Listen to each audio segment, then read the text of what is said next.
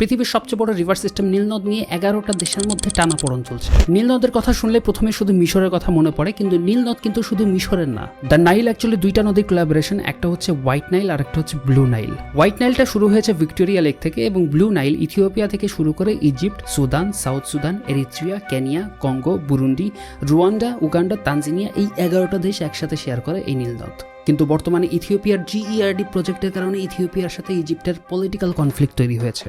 এটা আফ্রিকার সবচেয়ে বড় বিদ্যুৎ কেন্দ্র গ্র্যান্ড ইথিওপিয়ান রেনেসাস ড্যাম, যেটা নাইল রিভারের উপরে বানানো। এই ড্যামের কারণে মিশর বড্ড অখুশি, কারণ নীল নদ মিশরের কাছে একটা লাইফ লাইনের মতো। মিশরের কায়রো এবং অর্থনীতি সম্পূর্ণভাবে নীল নদের উপর নির্ভরশীল, এবং ড্যামের কারণে যদি নীল নদের পানি সরবরাহ কমে যায় তাহলে মিশর ব্যাপক আকারে ক্ষতিগ্রস্ত হবে। প্রত্যেক বছর এই নীল নদ মিশরে বন্যা নিয়ে আসে আশীর্বাদ স্বরূপ, কারণ বন্যার সাথে আসা কালো পলিমাটি মিশরের মরুভূমিকে চাষযোগ্য জমিতে পরিণত করে।